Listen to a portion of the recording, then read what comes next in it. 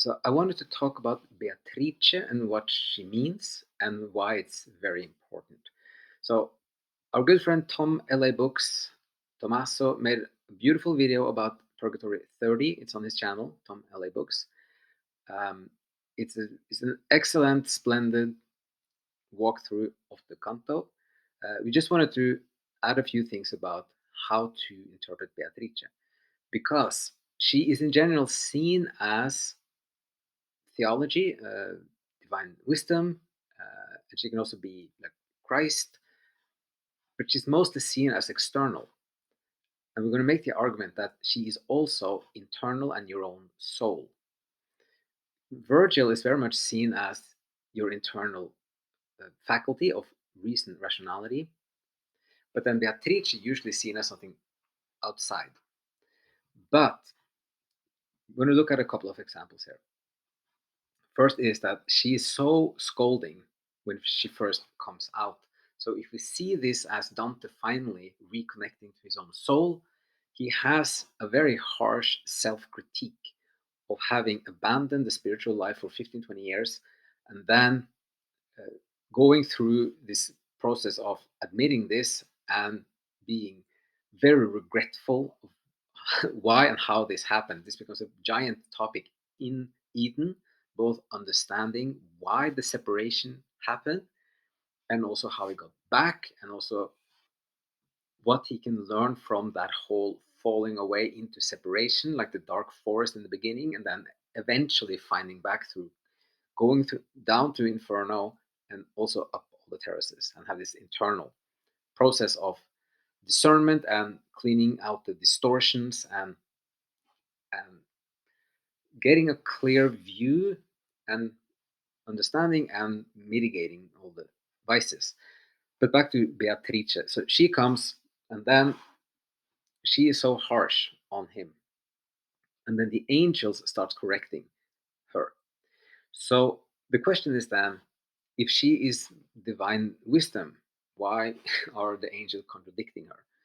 So you can see Beatrice as then in the beginning your own soul that also needs a form of development. Because you see this in Paradiso, that she's also changing constantly in Paradiso, especially towards the end or two-thirds out into it when they get to the highest levels, which is kind of more like pure divine power, that she starts to test the pilgrim if he is um, if he's capable of controlling his emotions, for example, and that if he's mature enough to reach these higher three top levels. So, and at that point, Beatrice clearly has new sides to her. So, first of all, the angels are saying that, like, why do you scold him so? So we have this in Canto 30. So this is starts at verse 94. It says, "But when I sensed in their sweet notes the pity they felt for me, it was as if they said, 'Lady, why do you shame him so?' The bonds of ice packed tight around my heart dissolved." This is very beautiful. But then shortly after, there is Beatrice is commenting on the angels and their role.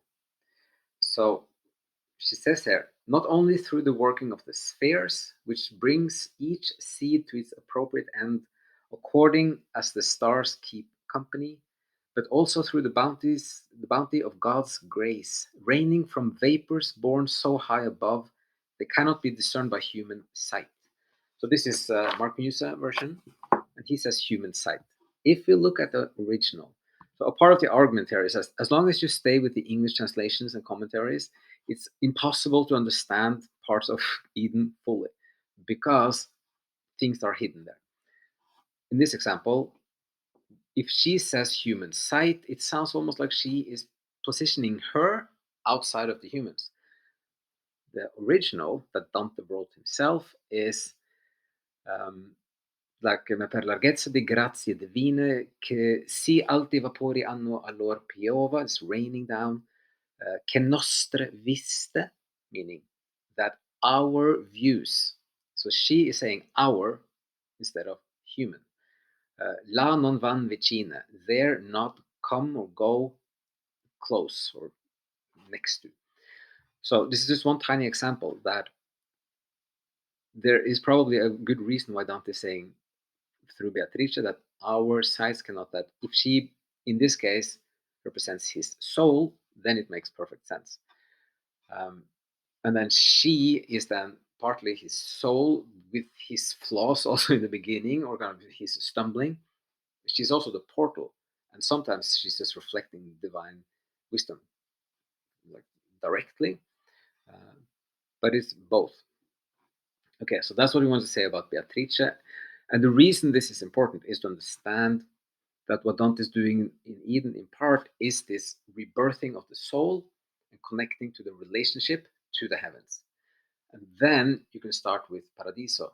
But there's a continuous growth and development in Paradiso as well with Beatrice, and she's growing more and more and more beautiful. Just as one example, like there's a big element in the first sphere with the moon, the first level in Paradiso, which is about understanding the nature of the relationship to the heavens. One thing is to discover it and to put your rebirthed soul at the foot of the tree so that can then blossom. But then it start evolving this understanding, like, but what is the nature of this relationship? And then after understanding more about the vows and the mechanisms, the dynamics, the nature of it, then Beatrice is suddenly much more radiant. And you can see that as then the soul having become, um, like, having grown and becoming more reflecting and receiving of divine light and the heavenly wisdom. So that adds something important that is also about yourself when you read it. This is not external theology or scholastic doctrine and things like that. It is that in part, but it's also about yourself. Okay, so that's what we wanted to say about Beatrice. And then, in addition to that, just watch Tom's video. It's super beautiful and yeah, very illuminating, with also some new thoughts about all the passages and then how important the spiritual aspect is. So we're going to stop this video here, and then with just one main topic about Beatrice. So hope some of this was helpful, interesting, and maybe inspiring as well. And we'll see you again in another episode soon.